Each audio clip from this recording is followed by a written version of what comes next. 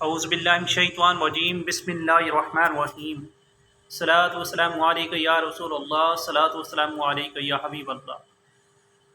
درود شریف پڑھنے کے بے شمار فضائل و برکات ہیں۔ درود ابراہیمی جو بندہ پڑھتا ہے تو سبحان اللہ اس کی خصوصیات اور ہیں۔ درود تنجینا کی خصوصیات کچھ اور ہیں۔ درود لکی کی کچھ خصوصیات اور ہیں۔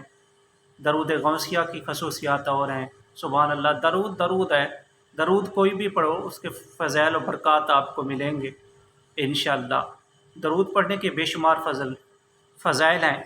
انبیاء کرام، اولیاء کرام، بزرگان دین نے بے شمار کتابچے درود پاک کی شان میں لکھے ہیں۔ اللہ تعالیٰ خود قرآن پاک میں ارشاد فرماتا ہے، ان اللہ و ملائکاتہ یصلون علی النبی یا ایھا الذین آمنوا صلوا علیہ وسلموا تسلیما۔ اے ایمان والو، میں اور میرے فرشتے بھی درود پڑھتے ہیں، تم بھی درود پڑھا کرو۔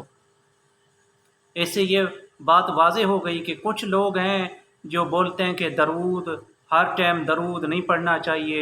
درود جتنا درود کی کثرت کریں گے اللہ تعالیٰ کی رحمت اتنا آپ پر رحمت کی بارش ہوگی، اللہ تعالیٰ کی رحمت کے خزانے آپ پر نمودار ہوں گے جتنا آپ درود پاک کی کثرت کریں گے۔ درود ابراہیمی کی کثرت کریں، اللہم صلی علی محمد وعلی آل محمد کما صلیت علی ابراہیم وعلی آل ابراہیم انک حمید مجید، اللہم بارک علی محمد وعلی آل محمد کما بارکت علی ابراہیم وعلی آل ابراہیم انک حمید مجید۔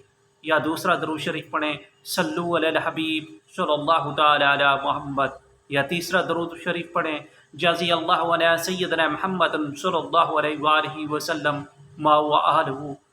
یا چوتھا درود شریف پڑھیں، اللہم صلی علی سیدنا محمد وعلی آل محمد وبارک وسلم۔